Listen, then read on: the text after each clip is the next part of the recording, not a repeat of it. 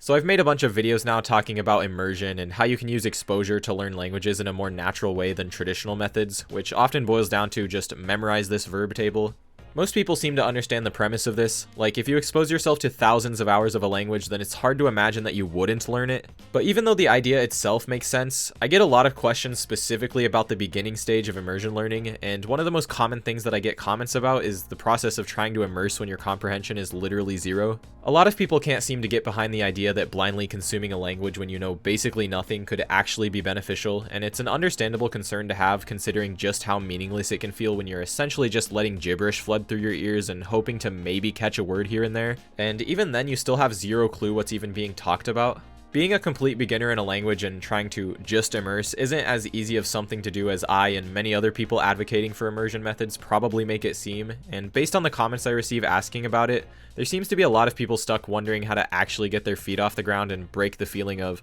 I'm never going to understand any of this is pointless. Also, I'm probably going to cover some stuff that I've already talked about sporadically in other videos, so sorry if I sound like a broken record. But judging by a poll I did asking people what stage they're at, and based on a lot of the comments I get, there seems to be a lot of beginners that are stuck on what to do in the beginning, so I really felt like I needed to make a video like this, even if some of it feels a little bit obvious or I've talked about it before. So to just quickly explain the theory behind immersion learning in the most bare bones way possible, the idea is that contrary to the more traditional methods which involve memorizing grammar from a textbook or consciously learning everything in a class, you're sort of trying to replicate the process that you use to learn your first language with, which everyone should know very well was not using a textbook, but just by being exposed to it so much that you couldn't not understand it even if you tried. Basically, the main point is just to hammer your brain with so much of the target language that you just start to automatically understand messages and build an unconscious and intuitive understanding that isn't backed by translations from your native language. Now, just because we're trying to replicate the process of acquiring a first language doesn't mean that you're going to be able to perfectly do it, because adults and children's brains are just different.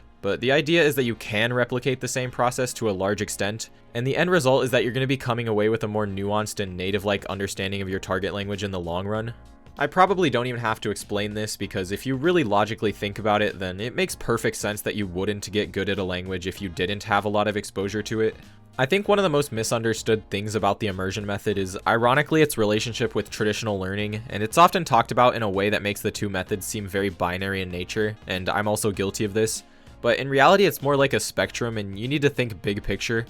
So traditional learning, meaning a study method where you rely heavily on consciously trying to memorize the rules of a language like it's a math problem, is, in my opinion, inferior to a method where you spend a lot of time learning from organic content and just sort of let yourself absorb it naturally. But it's not like you can't do both at the same time, and I would argue that it's actually even better to do so to a certain extent. Even though the point of an immersion method is to replicate first language acquisition as much as possible, honestly you can and should utilize your adult brain to study things and to consciously learn stuff that's going to assist you in unconscious learning. But the important thing is that you treat studying like a supplement and exposure as the main point, and if you do prefer to study things like grammar, then don't get too caught up in trying to understand it perfectly through just memorizing the rules. I think a lot of this confusion comes from a claim I've made in a previous video, which I basically just said you don't have to study at all to learn a language, and I get comments a lot saying things like, wait a minute, hold on. How am I supposed to understand not a single word and eventually just understand everything by just listening without doing any study? So first we have to understand how learning through exposure actually works, which basically just happens when you understand the meaning of something that you previously wouldn't have understood because now you have context clues that allow you to inference what something means. This can be anything from visual clues or mannerisms to looking up something in the dictionary or even just remembering something that you studied earlier. When you learn something through comprehensible input, you're going to sort of have this aha moment and it's going to click, and by continuing to contact the language and experiencing thousands of these little aha moments, you're going to start building up a more intuitive understanding, and it's going to start feeling like how your native language sounds when you listen to it. Not in the way that you're going to understand as much or as well as your native language, but in the way that when you hear something that you do understand, it's going to feel effortless. To give a sort of visual analogy, it's sort of like doing a jigsaw puzzle, because at first you don't really understand where anything goes, and trying to understand where a singular piece goes without help from the other pieces is almost impossible. But if you slowly add to what you already have using the already completed portions as clues, it's suddenly really easy to keep stacking pieces on until you're able to start seeing a more complete picture. If you understand literally nothing, you're never going to run into any situations where you start to intuit things that you previously wouldn't have understood, so of course you're not going to learn anything from white noising a foreign language. So when I say that you can learn without studying, it doesn't really mean that you can just white noise a language and magically become able to understand it. You need a way to make the input that you're getting comprehensible, whether that be by studying or by other means. Using consciously learned knowledge as a tool to make input comprehensible is a really powerful strategy, and it's the reason why I never stop talking about how good using Anki is for learning tons of words really fast. Building a strong foundation in a language by using a textbook, class, even an app isn't actually a bad thing as long as you aren't using it as a means to an end, but rather as a stepping stone that helps you better understand authentic language, which is where your unconscious learning is going to actually happen. Conscious learning does not have to come from sitting down with a conjugation table and beating your head against the wall until you've memorized every rule, which is why I make an effort to tell people that studying in the traditional sense of the word is pretty much entirely optional, and I know this because that's how I learned Japanese. Using consciously learned knowledge to help with your understanding can be something as simple as looking up a word or a grammatical structure that you don't know on the spot, taking a mental note, and then just continuing with whatever you were doing. Okay, Trenton, so you said you were going to talk about what to do as a beginner, and so far you've just ranted for 5 minutes about how immersion works and how you technically don't need to study, which is something you've already talked about 12 million times. Can you just get to the point, bro? Okay, honestly, fair enough. I'm basically beating a dead horse at this point. So I'm gonna be honest, the main reason why so many people fail to jump straight into immersing themselves is because the objective experience of being a complete beginner sort of just sucks. Like, why spend hours upon hours a day watching YouTube or anime in Japanese that you can't understand yet when you could just do something like Duolingo and actually see your EXP level go up? Unless you're really sold on the idea, it's sort of hard to actually feel like you're making any meaningful steps in the right direction, and you might even feel like you're just wasting time. Yeah, some people are so motivated and driven by their desire to literally become Japanese that they don't have this problem, but some people are TikTok brained like me and have to constantly remind themselves, no, I swear it's actually working. Yeah, I know it's easy to just say, no bro, don't give up, I promise it gets easier. But honestly, one of the most important things that you're gonna need if you're gonna use an immersion method to learn a language is to just have some level of blind faith that it will actually work. Learning a language takes a long time, and even if you trust the process because you've logically thought about it, if you're still at the point where your results aren't so crystal clear yet, then you're probably gonna have some moments where you're like, man, I don't know about this, and wonder if you're even doing the right thing,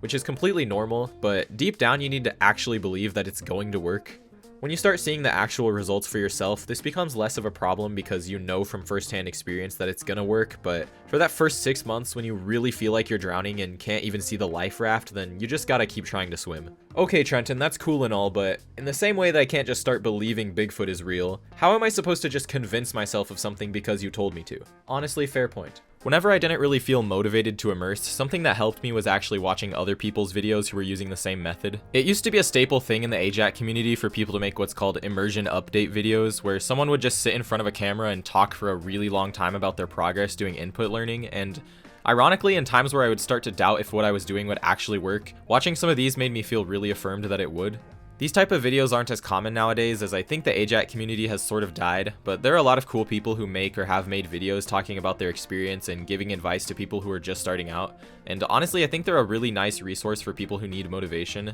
and I'll leave some links to channels that I like or videos that I think are cool and might be helpful in the description. Also, yeah, if you spend too much time watching these, then you are going to fall into the trap of watching more content about immersion in English than actually immersing, which is a real problem that can happen. But if it's going to keep you motivated and actually stick with it in the long run, then it's well worth the time investment, I think. Something else you can do if you're struggling with motivation or getting yourself to actually put in the time is to start gamifying your immersion, and the easiest way I've found to do this is to do some sort of immersion tracking because it lets you see your actual number go up.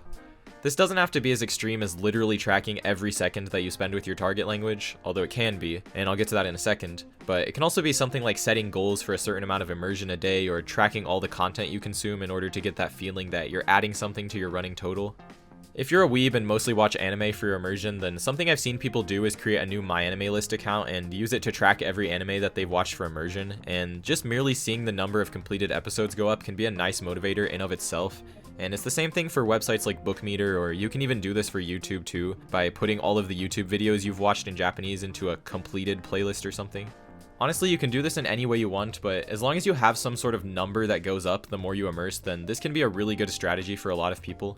If you do want to track every second of your immersion and have stats about what you're doing and for how long, then I recommend using this app/website called ToggleTrack, and it basically just lets you categorize any time you track into projects and automatically adds them up for you, and it makes it really convenient to know exactly what you're doing.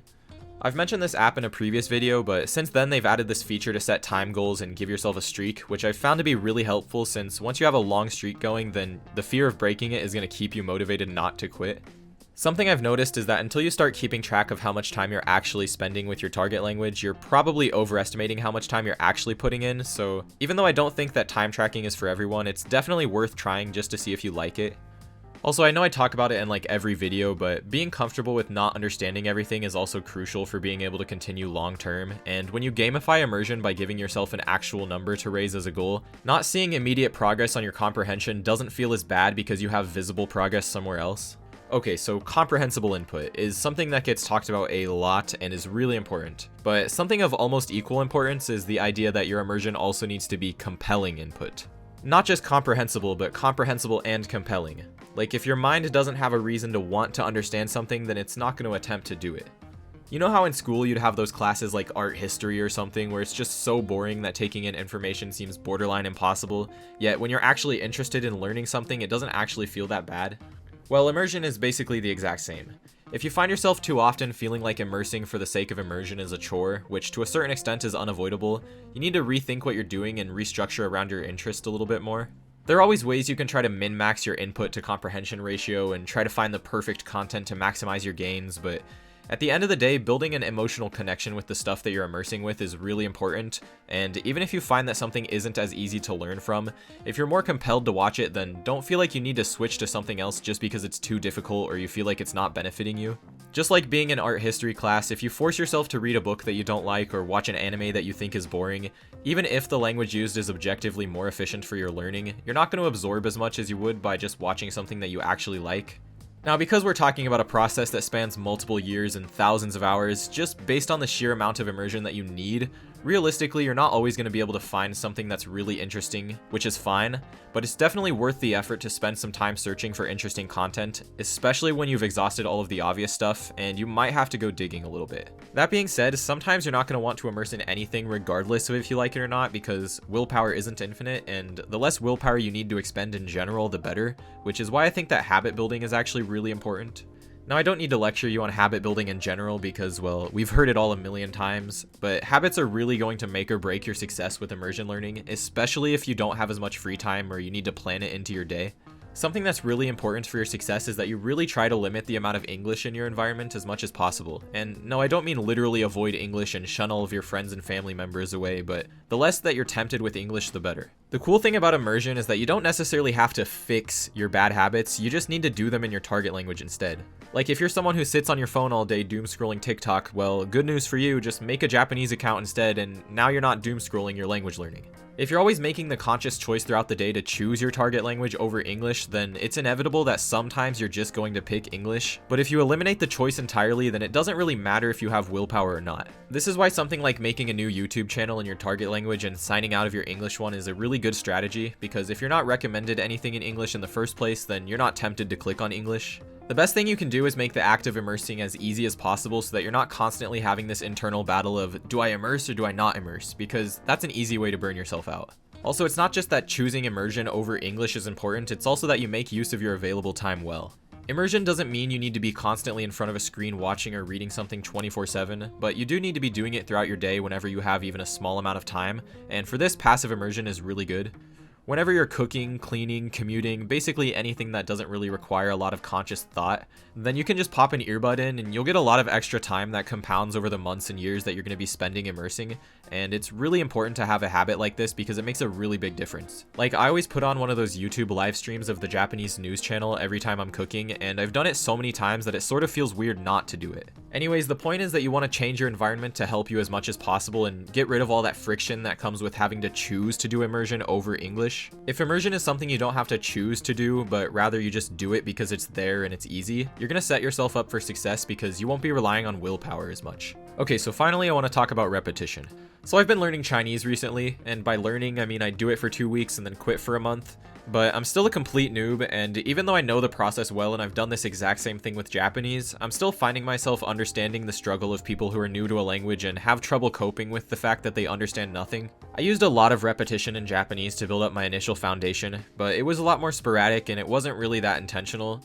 But I found that by using intentional repetition and spending a long time with a limited number of content, you can very quickly learn to understand a pretty large percentage of it. So after I learned a few hundred words using Anki, I found a comprehensible input channel on YouTube that had Chinese subtitles, and after I went through a video just one time looking up words and piecing together sentences with the words that I already had learned, I was able to understand a pretty large percentage of it, and that percentage only grew with every time I re-listened to it. Now this probably sounds really boring to some people, which I will agree with to a certain extent, but if you want to push your cutting edge forward in the very early stages of the process, it's really helpful to find something like a YouTube video or an episode of a show you like, or even a podcast episode, and spend a long time just listening to it over and over again. When you build comfort with something over multiple listens, you start to pick out things that you probably wouldn't have noticed on the first, second, or even third time you listen to it, and it's really helpful for just noticing new things. I talked earlier about the importance of having aha moments, and doing this just seems like the way that you can maximize the amount of aha moments you get in a short amount of time. Now, I'm not saying that you should take this idea to the extreme, and it is still important to have a diverse set of stuff that you immerse with, but if you find yourself struggling with the fact that you understand almost nothing, then this can be really helpful and give you a lot of solid gains really early on. So yeah, immersing in the beginning can feel like a chore, and it can be boring sometimes, but it doesn't have to be. The whole point is that you're getting 1% better every day and staying consistent, and if you keep your expectations reasonable and keep going, then pretty soon it won't feel so bad and your comprehension is going to grow really quickly. I think once you're out of that initial doubt phase and you can start seeing the improvement for yourself, it's easier to use your own improvement as fuel to keep going, but if you trust that the process is going to work and then set up a good immersion environment for yourself, then it's not going to be long until you start seeing results. Feel free to leave any questions in the comments and I'll try to answer those, but that's about it, so see you guys.